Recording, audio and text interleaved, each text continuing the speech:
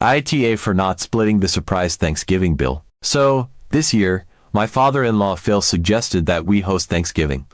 To give some background, we've never hosted Thanksgiving before.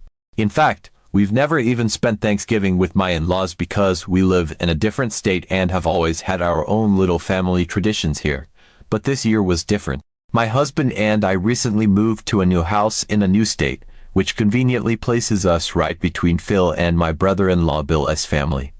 FIL thought it was the perfect opportunity for us to be the middle ground for everyone. Since we now have a slightly bigger house with a bit more space, it did kind of make sense, and honestly, we were a little flattered they wanted to come here, so we agreed.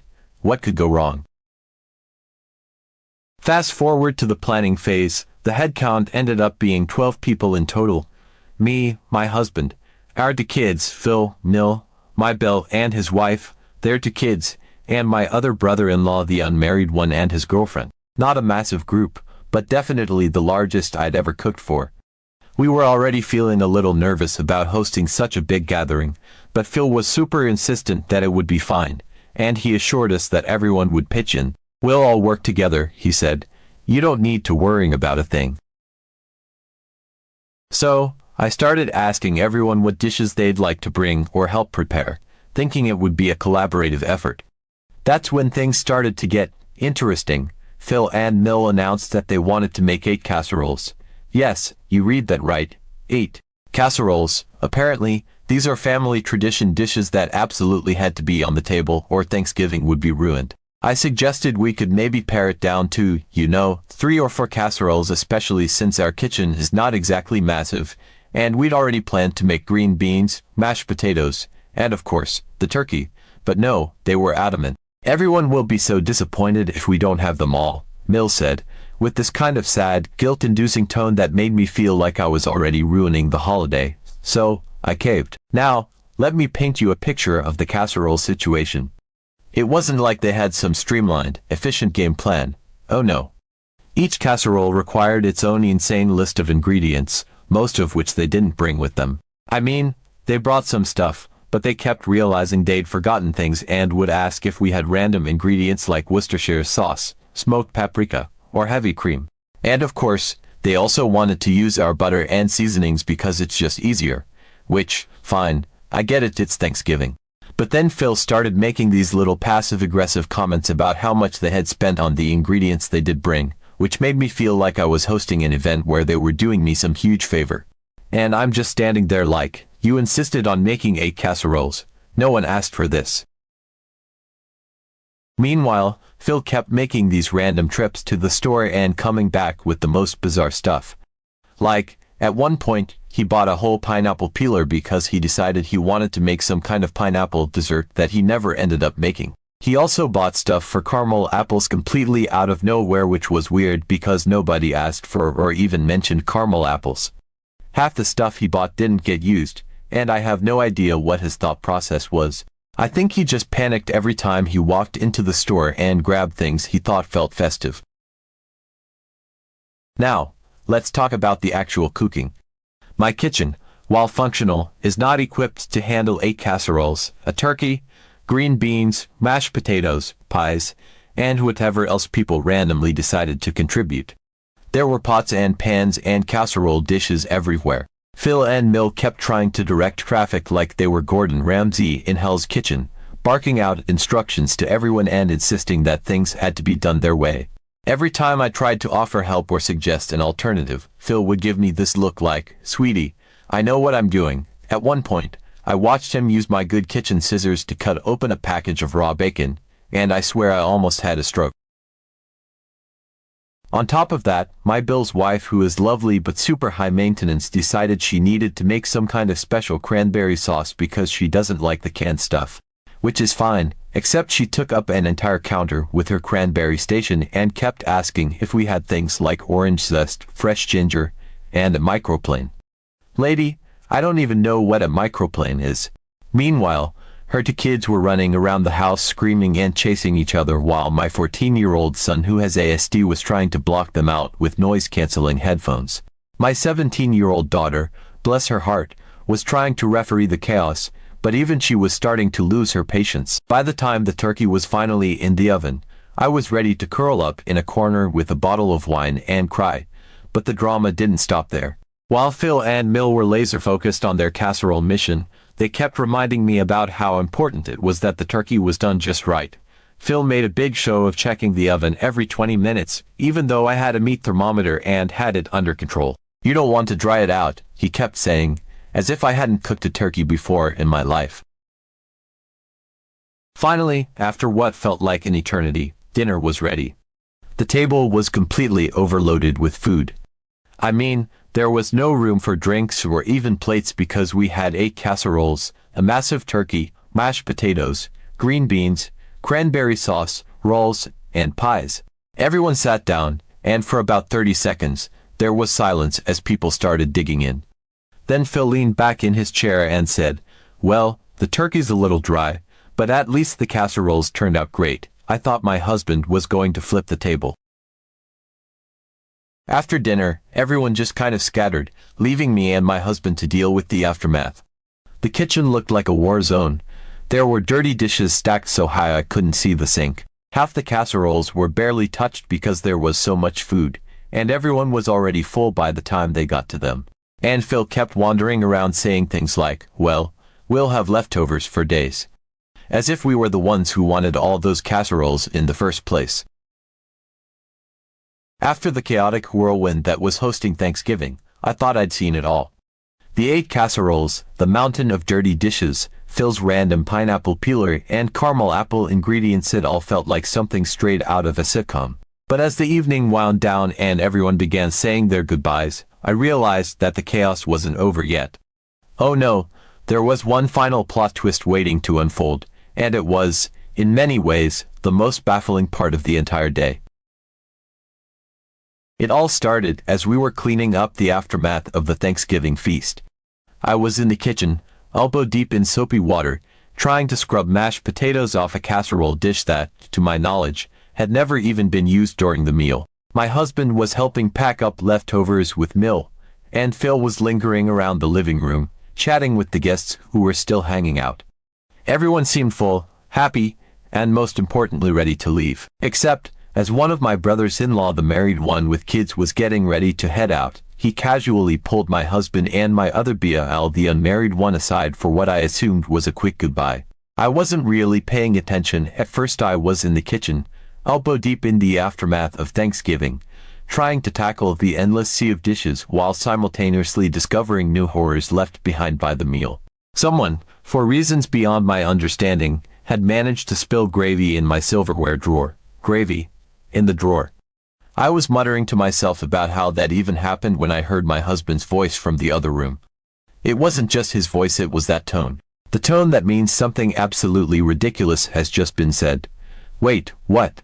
he asked, his voice sharp with surprise and the slightest edge of disbelief. I froze mid-scrub, dish still in hand, and craned my neck toward the living room.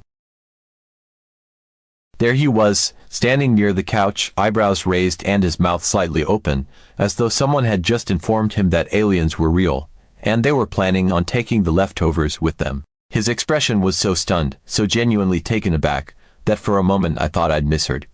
My husband rarely reacts like that. It takes a lot to catch him off guard, but there he was, visibly trying to process whatever bombshell had just been dropped. I glanced at my unmarried Bill, who was standing a few feet away with his arms crossed, shifting uncomfortably on his feet like someone who had been dragged into a conversation he wanted no part of.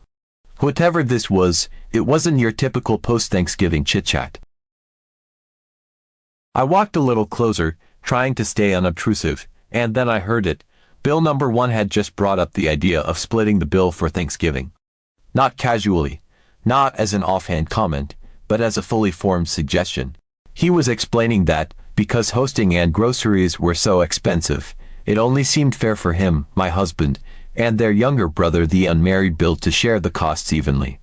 According to him, this wasn't just a kind gesture, it was the logical solution. And to make sure it was all handled fairly, Phil had apparently volunteered to send out itemized receipts via Venmo so everyone could reimburse him directly. I swear, in that moment, time slowed down. I replayed the words in my head: split the bill, send receipts. For Thanksgiving, I had to grip the edge of the counter to steady myself as the sheer absurdity of it sank in. The kicker, this wasn't something anyone had discussed ahead of time. This wasn't a family agreement or a pre-planned arrangement.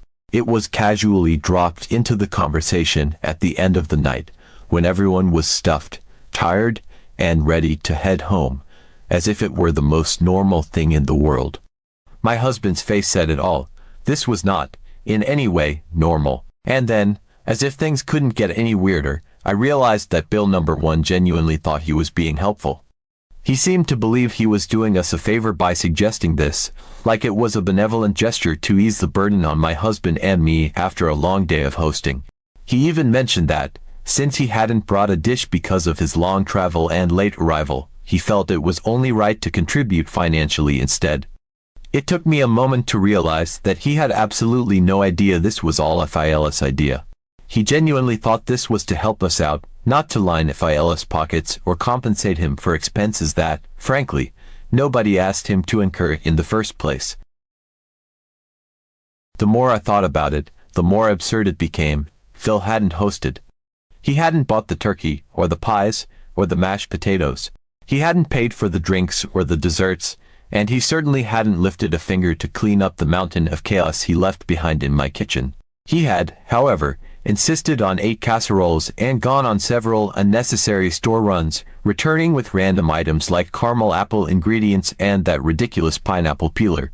Yet now, somehow, he was framing this as a reasonable request, as if the 3 married men should be expected to foot the bill for the entire meal. It didn't matter that the women had done most of the actual cooking or that none of this was discussed in advance. Phil had decided, and that was that.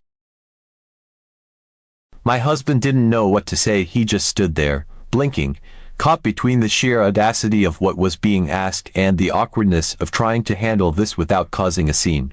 After a few long seconds of silence, he stammered out something vague like, "We'll talk later," his voice strained in that way it gets when he's holding back his frustration. Bill number 1, completely oblivious to the tension he'd just unleashed, nodded cheerfully and headed for the door with his wife and kids in tow, blissfully unaware of the powder keg he'd left smoldering in our living room. That left Phil, now comfortably ensconced on the couch, humming to himself as he packed up leftovers. And when I say leftovers, I don't mean a modest portion or two, no. This man was loading up. He had brought along a small mountain of Tupperware containers, apparently with the intention of taking home as much food as possible. I watched from the kitchen as he scooped enormous portions of green bean casserole, mashed potatoes, and turkey into container after container, his demeanor casual, as though he hadn't just tried to stick us with a Venmo bill for half the groceries. At one point, he even grabbed the serving spoon from the sweet potato casserole, which barely had a quarter of it left, and dumped the rest into a container without a second thought. It was as if he decided that anything left on the table was fair game for his personal stash, regardless of the fact that we were the ones who'd paid for the turkey, the pies, and most of the essentials. And then, as if this scene couldn't get any more absurd, Phil decided it was time to explain the receipts. I heard his voice float into the kitchen, calm and matter-of-fact, as though he were delivering a financial report. "Well," he began, "I'll exclude the cost of the drinks, since those were just for your household." He said it like he was doing us some enormous favor, graciously removing the one thing that could not, by any stretch of logic, be considered a communal expense. "But we'll need to include the extra butter and heavy cream, since those went into the casseroles." I stood frozen in place, dish towel in hand, listening in stunned silence as he continued. He was itemizing everything. Not just the big-ticket items like the turkey or the produce. He was breaking it down to the smallest details, including herbs and spices, most of which, I knew for a fact, had come from my own pantry. I could feel my frustration mounting as he went on, casually mentioning the cost of things like garlic powder and paprika, as though he hadn't rummaged through my spice rack for half of the meal's ingredients. And then came the piece de resistance. He actually mentioned the pineapple peeler. The pineapple peeler. The very item that had been purchased during one of Phil's inexplicable grocery store excursions and never even used. He said it with the same tone one might use to discuss a necessary kitchen expense, like roasting pans or cooking utensils, as if we were all expected to chip in for a tool that no one else had asked for or even touched. At that point, something inside me snapped. I've always tried to stay out of my husband's family drama, letting him handle the weird dynamics and navigating the occasional ridiculousness on his own. But this was a bridge too far. The sheer absurdity of the situation was impossible to ignore, and after spending the entire day biting my tongue, I couldn't stay silent any longer. I walked into the living room, trying my best to keep my voice calm and neutral, and said, "This is very different from how my family handles Thanksgiving." I chose my words carefully, hoping to keep the conversation civil. In my family, contributions are usually the dishes you bring, and everything is established ahead of time.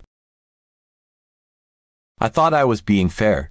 I wasn't attacking anyone or trying to stir up more drama. I just wanted to point out how unusual this whole setup was. But Phil immediately bristled, his tone shifting to that familiar mix of defensiveness and justification that I've come to recognize over the years. "Well, we just thought everyone could contribute," he said, as though this whole everyone splitting the bill idea was some long-standing family tradition rather than a last-minute demand he'd dropped out of nowhere.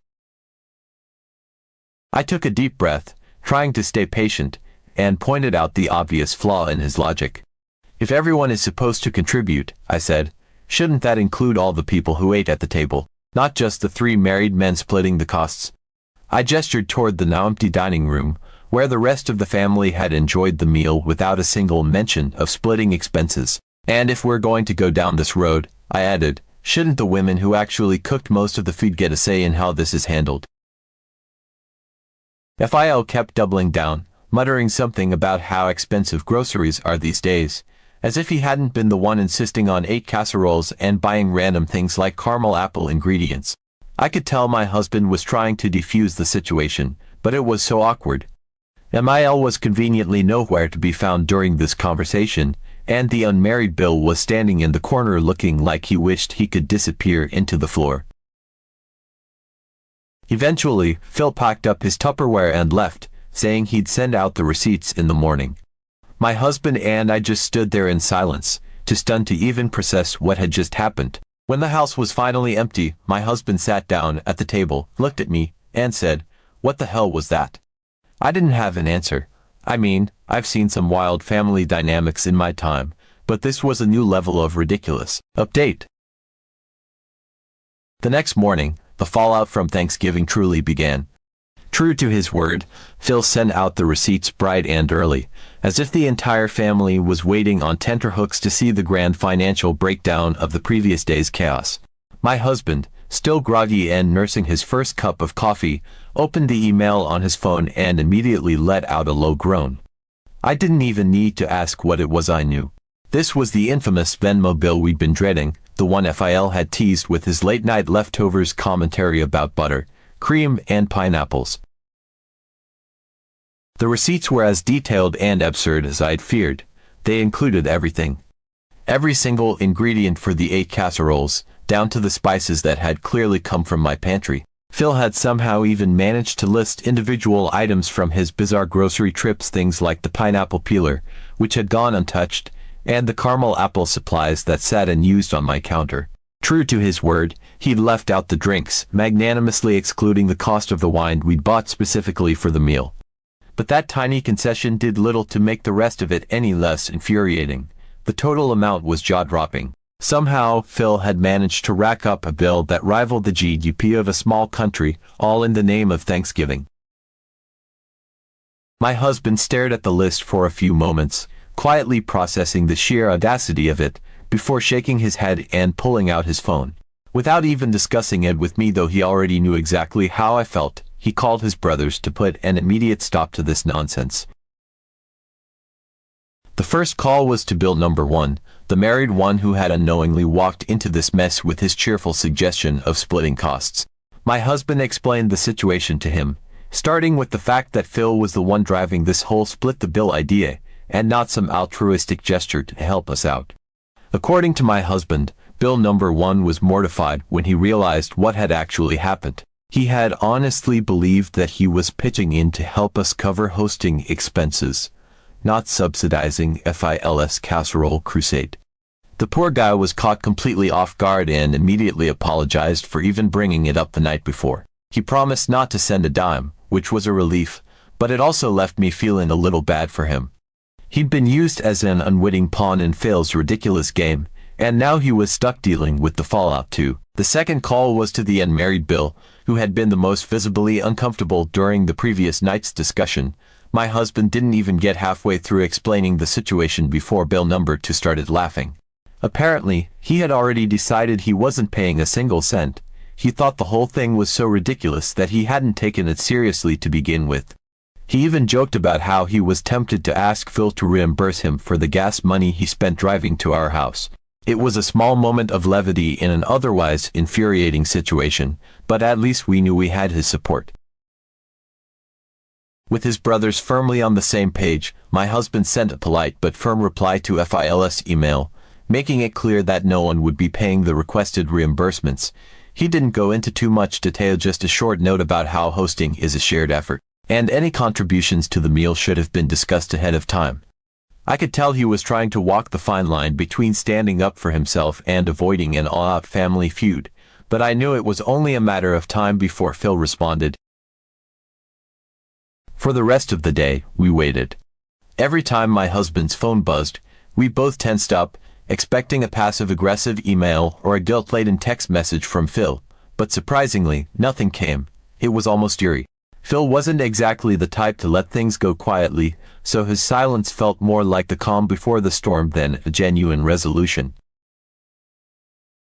Meanwhile, I found myself reflecting on the whole ordeal. Hosting Thanksgiving had always felt like a rite of passage, something that symbolized a certain level of adulthood and family togetherness. But after this experience, I couldn't imagine ever volunteering for it again. The stress of cooking for 12 people, the chaos of juggling multiple dishes in a not-so-big kitchen, and the constant intrusion of FIL's helpful but unsolicited advice had been bad enough. But the final straw was the financial debacle. Never in a million years did I think I'd be dealing with receipts after a holiday meal.